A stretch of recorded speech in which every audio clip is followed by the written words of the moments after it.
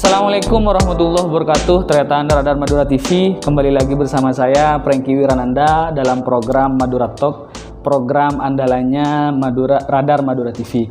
Kali ini saya ada di Universitas Madura, ada di Unira Pamekasan, dan kebetulan bertemu langsung dengan Rektor Unira, Bapak Dr. Faisal S. Yulianto. Assalamualaikum. Waalaikumsalam warahmatullahi wabarakatuh. Tretan mungkin masih ingat beberapa waktu lalu saya juga podcast dengan beliau. Waktu itu masih wakil rektor 1 dan hari ini beliau sudah rektor. Sejak kapan Pak dilantik sebagai rektor Universitas Madura ini Pak? Saya menjabat rektor itu sejak 1 Agustus 2021. 1 Agustus ya. Jadi belum berapa bulan, 2 bulan lah. 2 bulan.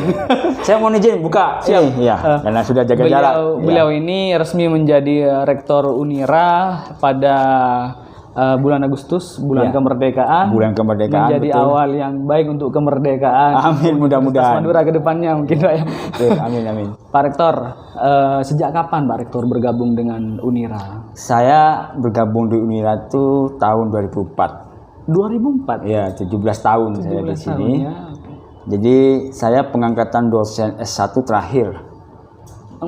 Waktu itu masih S1. Masih S1 masih diizinkan. Masih diizinkan. Jadi 2004 itu pengangkatan dosen S1 terakhir. Karena setelah itu 2007 itu wajib dosen harus S2. Seperti itu.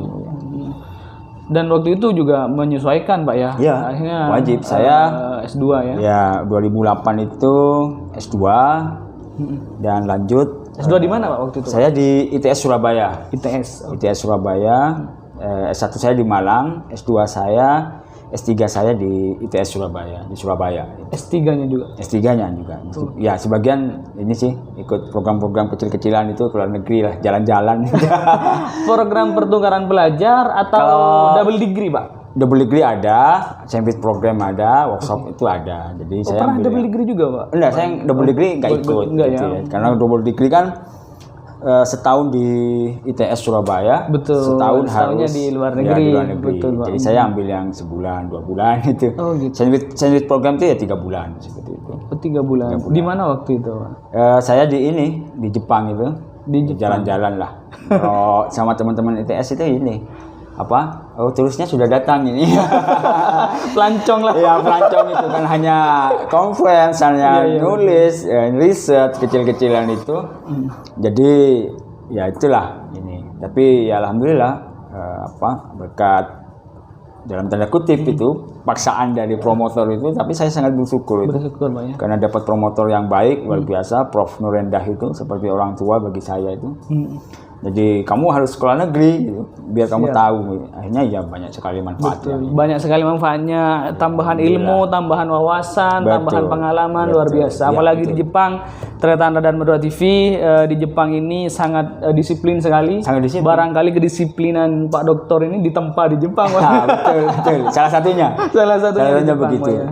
Tapi saya tapi dari keluarga itu memang sudah disiplin, harus sudah disiplin, terutama saat maghrib saya masih ingat itu kalau sudah tarhim itu harus sudah di rumah, masih SD itu. Kemudian azan maghrib sampai selesai sholat isya nggak boleh lihat TV. Nggak boleh. Dan itu cukup mudah karena waktu itu hanya TVRI yang ada. Sekarang lebih sulit mungkin karena tayangan semakin banyak gitu kan, seperti itu. Siap. Artinya Tretan Pak Dr. Faisal ini memang sudah membiasakan diri hidup disiplin sejak kecil, kemudian ditambah lagi menempa sebagian pendidikannya di luar negeri, di Jepang yang memang kedisiplinannya sangat luar biasa. Betul. Pak Dokter, bidang keahliannya? Saya teknik sipil. Teknik sipil. Jadi masalah bangunan gedung itu macam-macam itu ya kasarannya proyek lah. Nguli. Nguli itu. Jadi S1 saya teknik sipil, S2 saya teknik sipil juga, S3 ya linear ya. Teknik sipil itu ya alhamdulillah diberi kemudahan seperti itu, Mas Prengky. Oke, siap.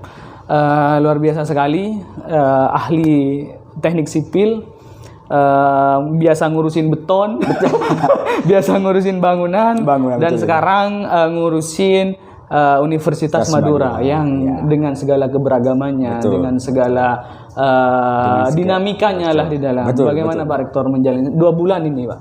Iya. Jadi saat S3 itu kebetulan disertasi saya tentang konstruksi jalan raya. Konstruksi jalan raya. Dan pemodelan numerik. Gitu.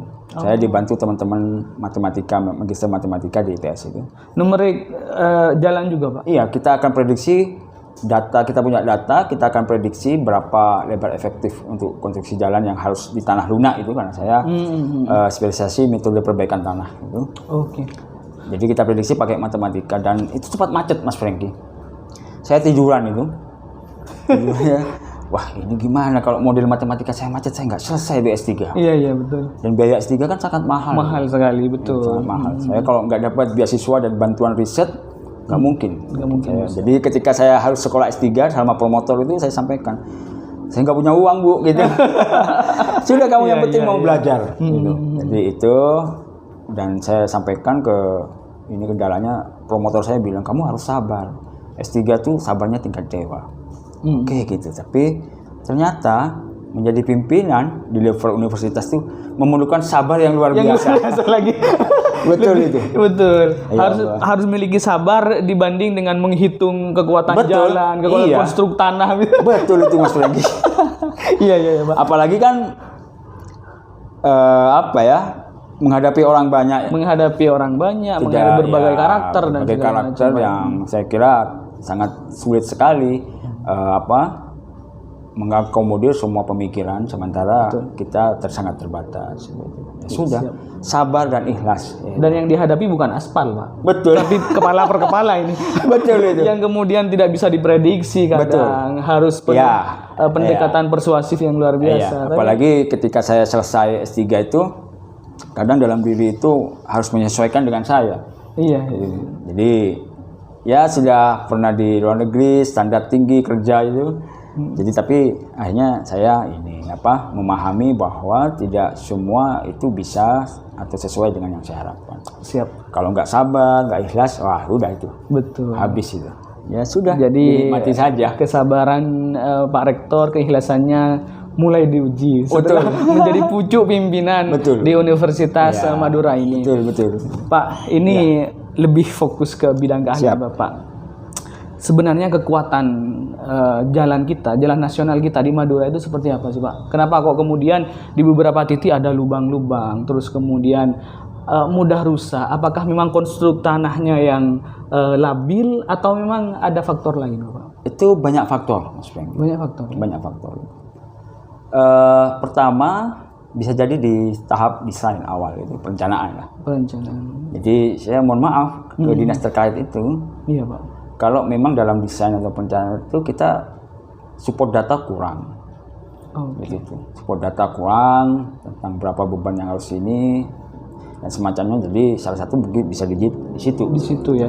Karena beban tidak dihitung dengan detail, akhirnya kekuatan untuk menahan beban itu bisa. Data itu kurang support dalam desain. Misalnya begini. Saya pernah tanya itu kepada salah satu mahasiswa yang PKL, ke teman-teman di dinas juga. Jadi kalau misalnya ada pengaspalan setebal 10 cm seperti itu, saya sampaikan apa dasarnya kok muncul 10 cm. Muncul 10 cm. Betul. Ya mereka intinya itu data kurang gitu. Seperti itu. Support data kurang dalam perencanaan itu. Kalau pelaksanaan sih saya kira selama ini sudah sangat baik lah, sudah bagus. Baik. Pada pelaksanaannya. Tapi barangkali ketika perencanaannya kurang. Mungkin seperti itu, dan yang kita sulit prediksi itu kita tidak punya jaringan jalan yang bagus. Artinya kan jaringan jalan yang bagus sih, kalau jalan seperti ini yang lewat harus sekian ton. Betul. Harus sekian ton. Kemudian infrastruktur jalannya juga kurang baik juga, karena kan jalan itu perlu drainase yang bagus, drainase yang cukup. Gitu. Jadi kalau jalannya sudah dalam istilah teknik sipil itu fatigue, itu jalan yang sudah retak-retak itu lelah karena bebannya sudah overload itu. Iya betul, Pak. Jadi ketika dia ada air, filtrasi beban pas hujan, hancur, Pak ya. Itu lebih cepat rusak. Seperti itu. kalau masalah teknis misalnya tanahnya seperti itu bisa diatasi. Bisa diatasi sebenarnya. Sebenarnya. Pak, apalagi kondisi jalan kita ini kan jalan warisan Belanda. Betul. Ini apakah masih bisa diperbaiki atau diselamatkan Pak dari mudahnya kerusakan? Bisa, sangat bisa. Jadi kalau civil engineer itu, kalau ditanya itu, saya pernah ditanya, bangun ini bisa nggak? Oh bisa, teknik sipil bisa. Bangun ini, oh bisa, civil engineer wajib bisa. Wajib bisa. Yang nggak bisa bangun apa? Kita nggak bisa kalau nggak punya duit. Iya. Artinya selama ada anggaran apapun bisa, persoalan di lapangan bisa diatasi, Pak ya. Sangat bisa itu, Mas. Cuma memang salah satu kendala kalau saya sih di Madura ini, kenapa jaringan jalannya mudah rusak? Pertama mungkin beban kendaraan yang sudah terlampau besar, perawatan, kemudian infrastruktur jalannya, tidak semua jalan yang dilalui itu mempunyai infrastruktur jalan yang bagus. Seperti itu. Meskipun ada di satu titik ruas jalan-jalan tertentu itu yang memang ada salah penanganan. Salah penanganan bagaimana? Ya, misalnya begini, kalau di teknik sipil itu ada tanah ekspansif. Katanya orang Madura tanah rajah. Tanah rajah ya. Nah, itu kalau kena itu struktur jalan, kalau tidak ada perlakuan khusus itu cepat retak, betul. Ya. Karena rumah saja kocar kacir itu. Ya.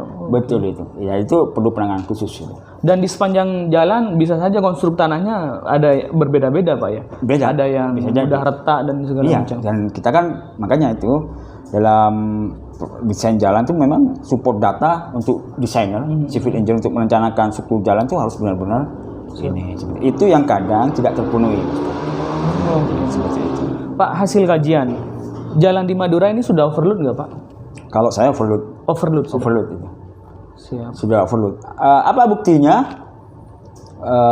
Kemarin kita sama-sama hadir di urgensi Transtol Madura ya. Betul, Trans Madura itu kan semenjak Suramadu dibuka, kenaikan sepeda motor luar biasa, kenaikan mobil luar biasa. Nah, itu kalau tidak diantisipasi sebelumnya dalam perencanaan jalan itu pasti. Oke. Sekarang dilihat aja dari sepanjang 100 km lebih dari Kamal sampai Kalengan itu. Kan sudah saya sampaikan tadi, jalan itu ketika retak sudah fatik gitu lelah. Harusnya sudah di-upgrade seperti itu. Oke, siap. Artinya ketika jalan kita sudah sesak, sudah overload, maka bebannya akan tambah banyak dan mudah rusak juga bisa. Iya, jadi jalan itu kan ada umur rencana jalan. Oke. Umur rencana jalan, jadi kalau kita desain itu biasanya umur rencana jalan 10 tahun dengan tingkat pertumbuhan lalu lintas sekian. Artinya tidak salah dong ketika ada beberapa tokoh Madura, ulama dan beberapa akademisi kemudian mengusulkan jalan tol Trans Madura gitu, Pak. Oh, ini kan gitu. Selain untuk mengurai kemacetan, selain untuk mempercepat jarak transportasi, ini kan juga untuk agar beban jalan tidak terlalu menumpuk gitu, Pak. Kalau tujuan membangun tol Trans Madura itu hanya untuk mengurangi beban kendaraan atau mengurai kemacetan, itu salah bagi saya seperti itu. Jadi kalau hanya untuk mengurangi beban kendaraan, kita bereskan saja jalur lintas selatan itu yang direncanakan Serepang, Pak ya, Serepang sampai Kuanyar itu setahu saya itu 2013 didesain itu. Sudah 2013. Iya, sudah ada rencana ke situ. Cuma ada kendala pembebasan lahan itu, terutama di daerah Bangkalan itu ya. Karena kalau sudah begitu itu kan tidak lagi teknis, non teknis itu. Jadi kalau hanya untuk mengurangi kemacetan, mengurangi beban kendaraan lewat jalur selatan bisa. Sudah selesai. Jadi saya masih ingat itu ketika saya hadir di seminar jembatan Bentang Panjang di Semarang itu. Itu salah satu pematerinya adalah Profesor Danang Parikesit dari UGM. Beliau itu Ketua Masyarakat Transportasi Indonesia. Jadi beliau sampaikan, jadi kalau Suramadu itu nama proyeknya adalah proyek pembangunan jembatan Suramadu, maka sudah selesai.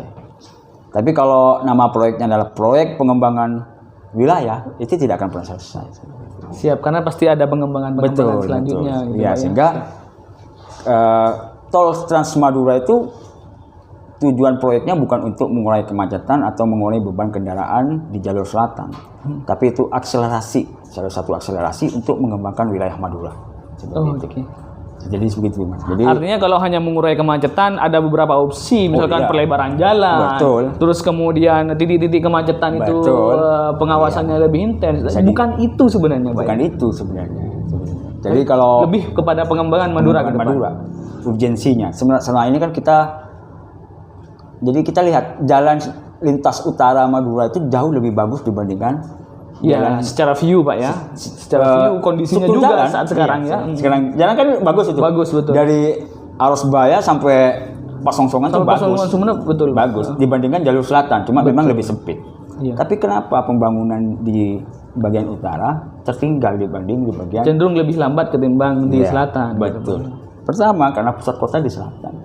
Okay. Yang kedua, meskipun macet, adakah orang punya lewat utara saja? Alternatif ke utara kan? Ya mungkin adalah 1-2 orang gitu. Iya, 1-2 orang. Tapi tidak signifikan, Pak ya. Sehingga seperti itu. Nah, kenapa harus ada tol Trans Madura? Ya salah satunya itu untuk mengeksplor, akselerasi, mempercepat pertumbuhan Madura. Seperti itu. Saya yakin itu. Insya Allah kalau ada tol Trans Madura, misalnya lewat ini, jadi 4 pimpinan daerah di Madura ini bersatu padu, insya Allah Madura akan cepat berkembang, Pak. Siap. Ternyata Radar Madura TV ini yang perlu kita garis bawahi bersama. Tol Trans Madura ini bukan sekedar untuk mengurai kemacetan, bukan sekedar mempercepat laju kendaraan, tidak. Tetapi ada visi lain, ada misi lain yang jauh lebih besar dari itu, yaitu pengembangan atau akselerasi pengembangan Madura ke depan. Makanya ketika ada opsi harus dilebarkan dan segala macam, itu bukan arahnya bukan ke sana sebenarnya, karena tujuan utamanya bukan ke sana, tetapi pengembangan Madura ke depan. Pak, apa yang kira-kira akan didapatkan oleh Madura ketika Madura punya tol, Pak? Banyak, Mas, itu. Apa saja, Jadi Pak? misalnya begini. Jadi kemarin ketika kita hadir di urgensi itu ya, FGD di Surabaya, Pak, ya? itu kan Pak Dr. Fauzi kalau nggak salah dari ITS itu menyampaikan bahwa trase jalan tol itu agak ke selatan. Iya. Dan Bupati atau yang mewakili kan minta agak ke tengah. Ke tengah. Iya. Kenapa harus ke tengah? Karena tol ini agar bisa dinikmati semua wilayah Madura sebetulnya. Jadi kita bayangkan misalnya kalau tol di selatan, ya selatan saja itu yang akan tumbuh perekonomiannya. Okay. Jadi untuk apa bangun tol? Itu kalau hanya untuk mengurai kemacetan seperti itu. Betul. Tidak. Karena kalau mengurai kemacetan bisa dengan pelebaran jalan, kita selesaikan akses selatan, ya selesai itu. Pasar tumpah itu kita atur lebih. Betul. Ini sudah gampang itu. Jadi begini. Tapi adanya tol ini, jadi kalau saya jadi berapa hari ya? Seminggu atau mungkin 20 hari sebelum tol Suramadu itu diresmikan, saya berkunjung ke BPWS itu. Waktu itu waktu masih ada, Pak ya? Iya, masih ada BPWS itu. Dan dijelaskan ini loh pengembangan Madura di wilayah sisi Madura, pengembangan tol Suramadu itu sangat bagus, Mas. Kan dulu rencananya kok ada pelabuhan peti kemas di Arosbaya. Di Tanjung Bulu Pandan, Pak ya? Tanjung Bulu Pandan yang di Socah itu. Oh, itu betul. Yang di Tanjung Bulu Pandan yang sekarang akan digarap betul. Kemudian juga ada direncanakan juga tol pelabuhan di Arosbaya itu. Betul. Nah, sekarang kita bayangkan kalau ada tol yang lewat tengah itu. Kalau ada pelabuhan peti kemas di Arosbaya atau di Tanjung Bulu Pandan itu aksesnya cepat, lebih cepat, betul. Kemudian dimasuk ke wilayah Sampang itu, wilayah utara banyak sekali spot-spot titik wisata, ada waduk semacam ini, kemudian ada potensi perikanan, yang luar biasa. Betul. Jadi karena laut lepas di sana, Pak. Betul. Kemudian ada misalnya orang mau akan ada pelabuhan di Pasian itu. Betul. Itu kalau pelabuhan Pasian. Iya. Sekarang belum beroperasi maksimal, Pak. Iya, siapa yang mau menurunkan barang ke sana? Iya. Kalau akses jalannya seperti itu, waktunya membutuhkan waktu lama kan butuh biaya yang sangat banyak. Sekarang kalau ada tol dari Pasian ke Surabaya hanya 1 jam sampai 2 jam. Nah, maka aksesnya akan lebih. Apalagi secara historis, Tretan Radar Madura dulu di kawasan Dungke ini, Pak, di kawasan Sumeneb ini ada pelabuhan besar katanya, Pak. Berskala besar yang itu dari luar negeri, bisa dari Vietnam kemudian masuk ke Sumeneb dan segala macam. Iya, itu tahun berapa ya teman-teman ITS ngubungi saya lupa itu. Memang ada pekerjaan pelabuhan di Dungke itu. Iya betul. Di situ. Jadi kalau misalnya ada tol langsung ke Tungkek seperti yang disampaikan Prof siapa yang dari UNER itu kemarin itu harus tembus Tungkek. Iya iya. Jadi bandara terkoneksi dengan jaringan tol. Jaringan tol. Orang yang dari Surabaya ke Sumenep, ke bandara Sumenep itu paling lama 2,5 jam. Betul. Itu bisa itu kan. Di Tungkek ada pelabuhan besar. Kenapa harus ada pelabuhan besar? Karena pintu masuknya bisa dari situ. Iya. Dan kita ingat Pulau Sapudi itu adalah penghasil sapi Madura terbesar dan terbagus kualitasnya. Betul, luar biasa. Bisa dieksplor itu di situ. Ini Tretan sudah mendapatkan pencerahan ya. Jadi narasi-narasi bahwa tol Trans Madura ini hanya untuk mengurai kemacetan itu sama sekali bukan tujuan utama, Pak ya. Tapi tujuan utama adalah akselerasi pengembangan, karena Madura ketika memiliki jalur transportasi yang sangat mumpuni, maka pengembangan akan lebih mudah. Dan secara dari sisi sejarah kita punya pelabuhan besar, terus kemudian kita punya sumber daya alam yang luar biasa. Ini akan bisa berkembang dengan secara signifikan. Baik. Iya. Artinya tidak perlu ditanyakan lagi, Pak Rektor ini setuju atau tidak terhadap pembangunan tol? Pasti setuju sepertinya. Saya setuju itu pembangunan tol, tapi dengan catatan selesai tol bukan selesai pekerjaan seperti itu. Iya, betul. Kita bangkitkan ekonomi itu. Ini bukan membangun tol, tapi membangun Madura melalui tol. Melalui tol, salah satunya seperti itu. Siap. Jadi kan saya jaringan jalan itu kalau terkoneksi dengan baik, misalnya Pelabuhan Pasian mau dari Kalimantan, betul ya. Kalau misalnya overload di Tanjung Priok atau di Tanjung Perak, kita sandar aja di Pelabuhan Pasian. Waktunya hanya 2 jam. Iya betul. Timbang nunggu. Karena ada tol langsung. Betul itu. Itu akan lebih baik gitu. Seperti itu. Kemudian dari Tungkek orang tidak lagi sapi Madura langsung ke Surabaya atau langsung ke pelabuhan mana.